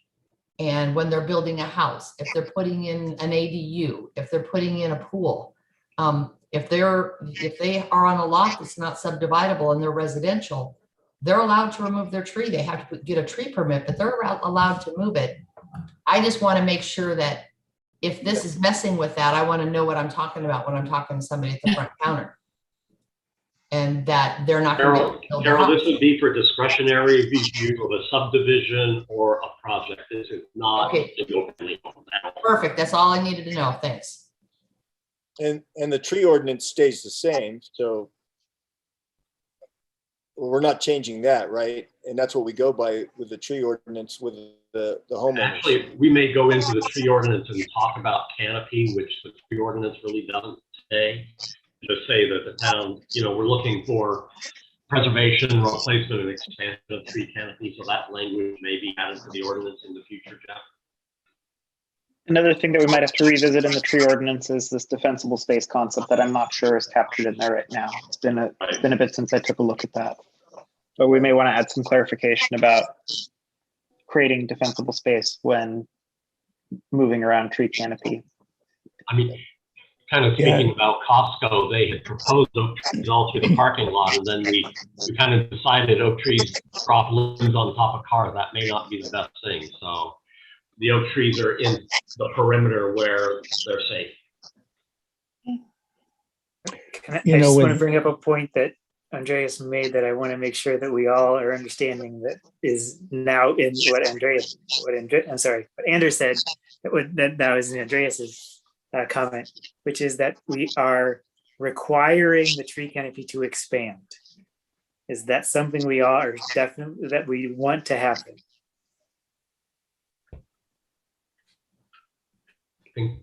Yeah, see, I'm not sure either. Well, I think so. It doesn't seem like Looking at an aerial photograph and where the tree canopy has been removed, I think there's some opportunities that would be just fine to expand the tree canopy. Okay. So expansion is not a continuous expansion. It just means larger than right now. Correct. Or replacing previous trees in another way, shape, or form, correct? Not adding more than what we had before, just replacing what's been. That's like expansion to like I read that and I say, if I plant 3 trees now, I'm still requiring the expansion. So that means I need to plant 3 more trees again later. Right. And 3 more trees again later until I can't anymore. You read that? That's what you read into that? That's what I'm reading, yes. Expansion exponentially. So another thing to keep in mind here again is when exactly we would be looking at this policy. Okay. And we wouldn't be looking at this policy when we go by David's house and thinking, oh, David hasn't planted a tree yet today. Be thinking about it when David comes to us and asks about cutting down a tree. I mean, we may now go by David's house and ask if he planted his I plan on it. Drop the tree in his mailbox next time you go by. I was having posters of trees. So do we need to look someplace to identify the defensible space? Because too many insurance companies right now are, if you have a tree anywhere close to your house, they'll, or even bushes, they want them removed, or they won't give you a policy. I've had several people have to remove trees by their house because otherwise the insurance company won't insure them. So I don't know where it goes that we can do that, but if someone's working on defensible space, we're obligated to allow them to provide that defensible space. But it would be nice if they were able to plant a tree somewhere else on their property to not decrease the canopy. They can already do that. You can plant trees on your property. No, I mean, you can't take them out because of defensible space. You can do that. I mean, if a tree's next to your house and it's within 130 feet, you can take it out, right? Yep, exactly. And if it's a native tree on the ordinance through the municipal code, you just have to get a permit. Okay. And by the way, permits are free. We don't charge people for tree permits because we want to encourage people to at least know, so we know that we're losing trees and we know that we've got a defensible space problem. So if somebody comes asking us why something's happening, it's a very concrete way to protect that landowner from inquiring minds that want to know why they did what they did. Yeah. That's a good idea. I mean, that's what we do right now. Yeah. And in a situation like that, where it's up against the house, we don't make you replant another tree of equivalent nature to offset it. So. The second part of sentence number 1, for what is provided adequate planting space available? What's the difference available and unavailable? I mean, Then they would revert back to the municipal code. And if it's a native tree, they'd have, and it was healthy, that they just wanted it removed, then they'd have to either replant at a certain ratio or pay the in lieu fee. okay, so they have a choice here of providing they have adequate space. If they don't have available space, this implies they'll pay a in lieu fee. Correct. Thank you.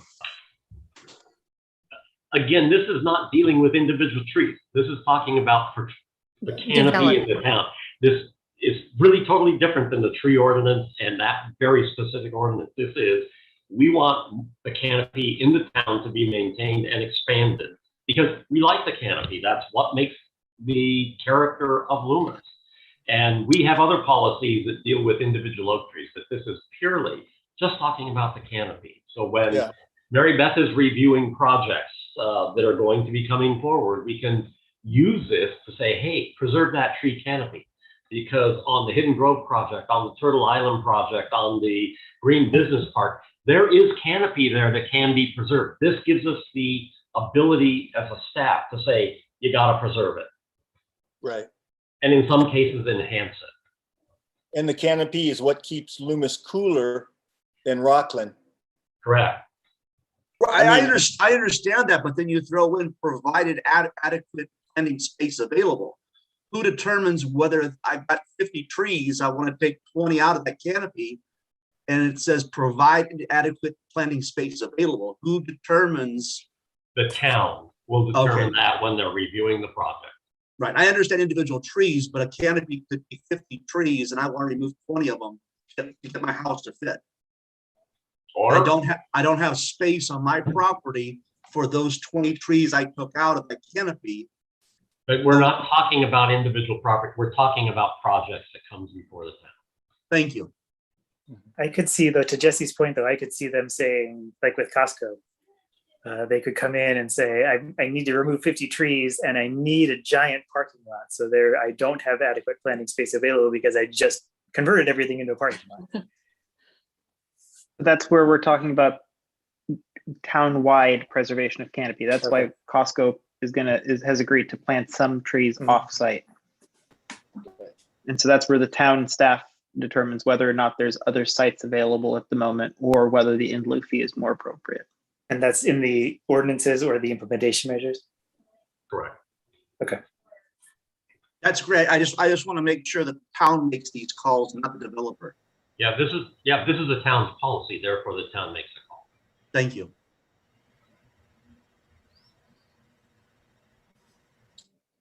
Okay, so I kind of forgot where we were. Can you?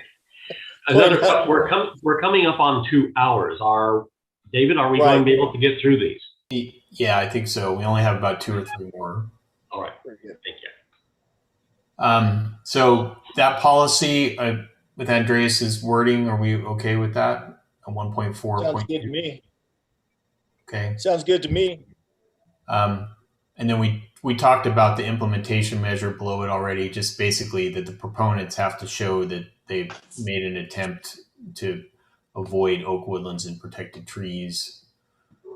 And the construction measures, protection measures during construction, we talked about that.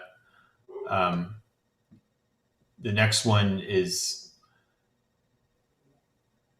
again, having healthy protected trees removed only when determined to be necessary because of some of the things we've talked about this evening: safety concerns, utility lines, conflict, the need to maintain healthy forest practices and a healthy stand of trees, or to implement a fire reduction, or where there's no feasible alternative to removal. And then the last one is when protected trees are removed by a proposed project, they'll be replaced in sufficient numbers to maintain the town's overall tree canopy, which is consistent with the objective that we just talked about. And that's it. The rest of this is strike out from the current version of the general plan, where we took that language and through this process we've had this evening in part as well, moved things around and reworded things and numbered them according to that hierarchy that we've talked about. So we'll see when we go through this. The rest of this is all strike out, but it includes things that we've all talked about this evening until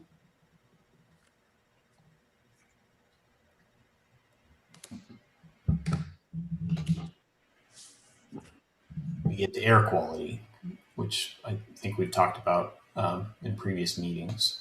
So that's it for biological resources. And this committee has reviewed everything else, Matthew, within this element. Is that correct? Yeah, that's right.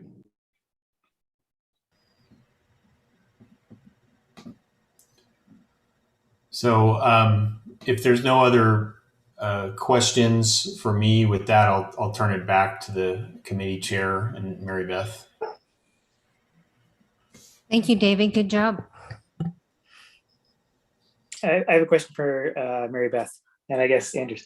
So the Costco has to replace their trees. Since we're talking about this, is there a way for residents of Loomis to volunteer their land to have a tree planted by Costco on it? Yeah, I think individual trees, the town, I don't think the town has a provision for that, but now that we have a town engineer, that's one of the things Mary Beth and I talked about. But also Costco has gone out and requested, is there anyone who has land and we can plant trees on? So, especially if there's more than one tree, but I believe the town tree ordinance allows the town to do one-on-one plantings, and Costco said they're willing to do that. So like if I have 2 acres that I could plant maybe 2 or 3 trees on, how would how would Costco find out that I can put that there? How would I volunteer that? I would suggest that you let Mary Beth know, and then we can make contact with Costco. Okay, thank you.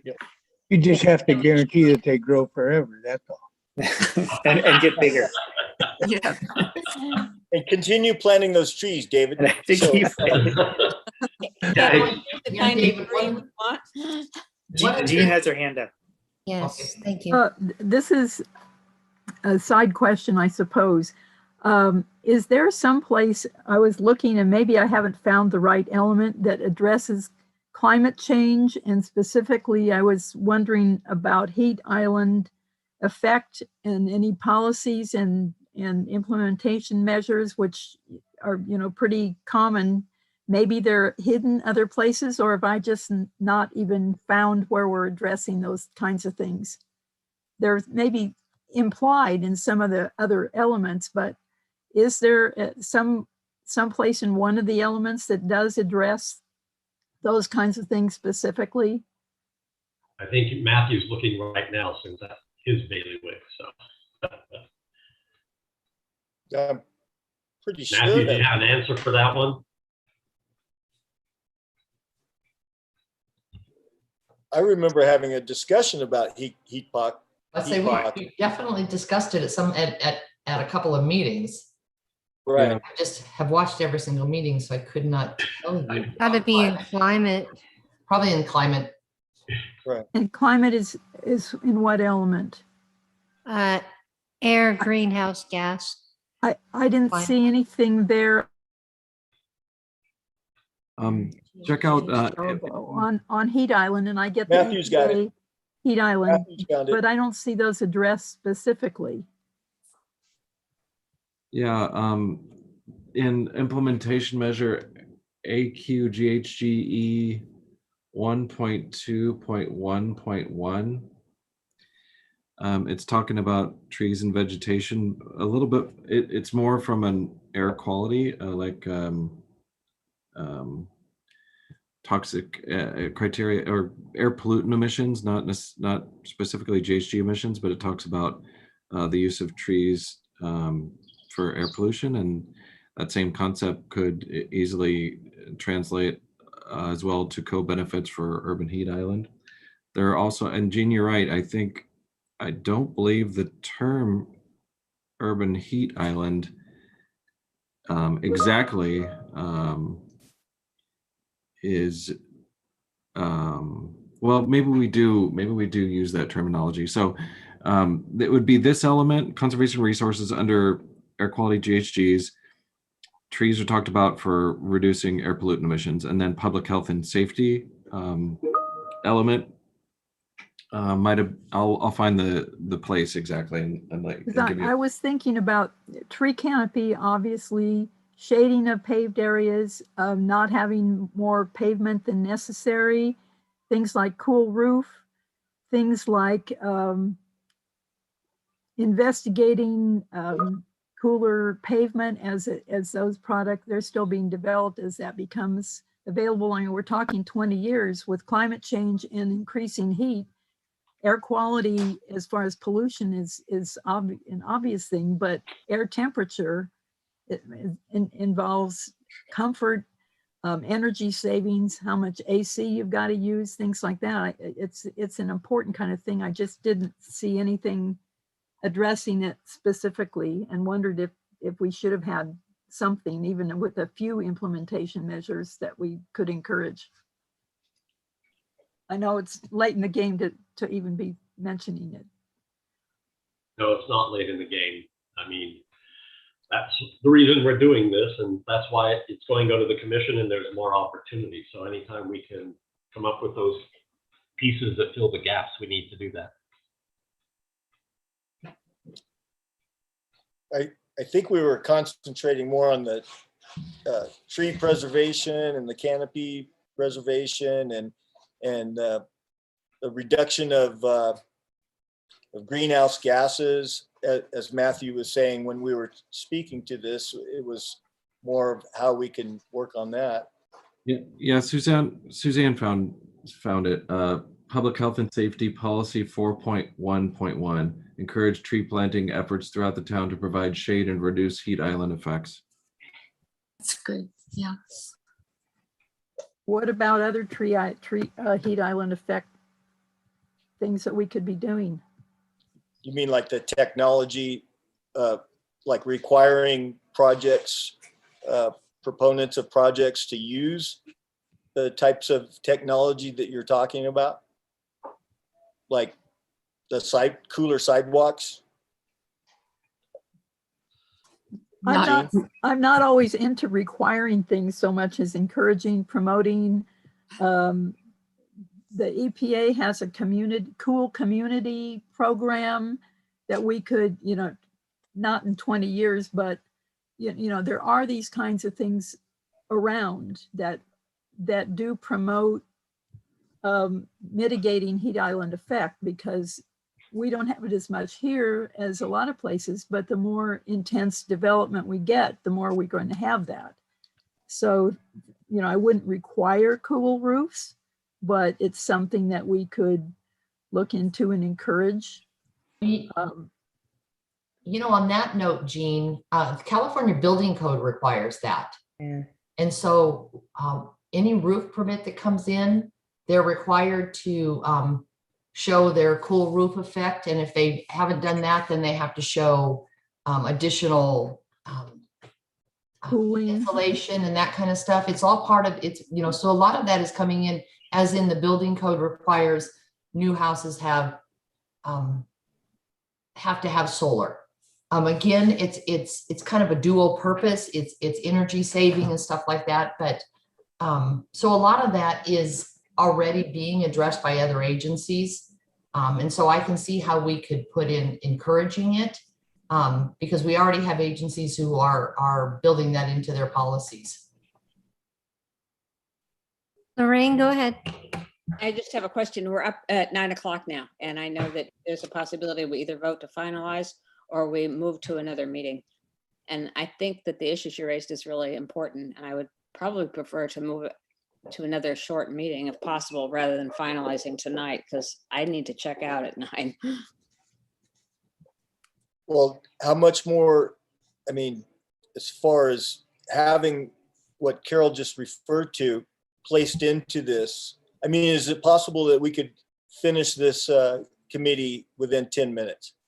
But I'm thinking, Matthew, the health and safety element is the appropriate place for heat island effect, because we already have a policy in there. I'm thinking the setting section should probably talk a bit about it, so it's acknowledged. So my thinking is this committee could recommend that the team incorporate heat island effects into the planning commission version, or the version of the health and safety element, which their committee has completed their work. But we could go ahead and make those recommended changes in the health and safety element as it goes to the planning commission. Right, because everything else is completed as far as going through, and we took in the other minutes of the air and greenhouse gas and the historic and cultural, and we just gone through the biological. So I don't think there's anything other than what was just brought up by Jean. And could we go ahead and vote on finalizing this and including just what you were referring to, Anders? And you could make a separate motion on that, I guess, is the committee would recommend that the health and safety element be modified to incorporate text on heat island effect, and an additional policy on using new technology to reduce heat island effect.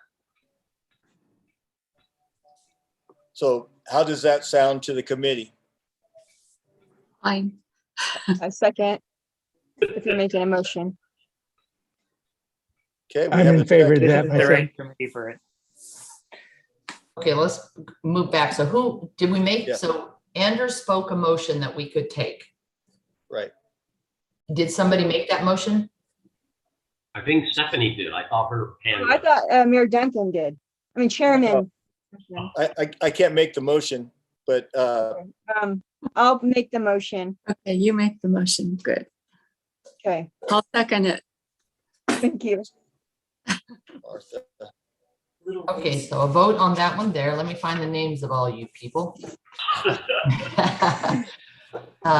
We've got Jeff Duncan, Yes. Stephanie Youngblood, Yes, Russ Kelly, Yes, Martha Merriam, Yes, Lorraine Theobald, Yes, Jesse Lunsford. Yes. Okay, so that is for the motion that our committee is recommending that I'll get Yeah. I the will get technical Andrew's staff wording will as I update re-listen to it, but yeah, that we are making recommendation to the health and safety to address and expand upon the heat island effect. Correct. Correct? Okay. Thanks, Carol. So Okay, now, Mary Beth, I think you have the language for this element. I do. If everybody is content at this point, I have a recommendation for a motion for our final committee meeting. And it reads, motion recommending the Conservation of Resource Element Committee forward to the Planning Commission our recommendation for goals, policies, objectives, and implementation measures for our committee's assignment as modified by today's meeting. This committee recognizes that this completes our task at this time and that we have an opportunity to participate in the Conservation of Resources element review by the Planning Commission and Town Council of the draft 2020-2040 general plan update. that sounds good. I would make that motion. Thank you, Russ. I'll second that motion. Thank you. Okay, Jeff Duncan, Yes. Stephanie Youngblood, yes, Russ Kelly, Yes, Martha Merriam, yes. Lorraine Theobald, Yes, Jesse Lunsford. Yes. Thank you, guys. All right. Thank you. That sounds excellent. I just want to thank everybody for volunteering your time. Yes, thank you, Matthew and David and Suzanne. And we rely on you to make it nice and tight and with all the wording that we've given you and gone over. So I appreciate your work and I appreciate everyone else's volunteering their time. So our next meeting, no, just kidding. So I'll be adjourning this meeting at 9:07 p.m. Thanks, everybody. Thank you. Thanks. Good night. Thank you, thanks, everybody. yeah. right. By the way, Carol, whoops, she's gone. Nope. Whoop, no. She keeps popping around, Russ. She's still there. Oh, Carol, this is Russ. I thought your point was well taken that the building codes and those kind of things take into effect that changing technology or uses of technology are changing and getting better, more efficient and that sort of thing. So I think the building codes and those kind of things are gonna drive us to be getting better and more efficient houses and better use of things. So I think that's a good point that we got to remember. Anyway, thank you. Thank you all. Good night. Thank you all. All right, good night, guys. See ya.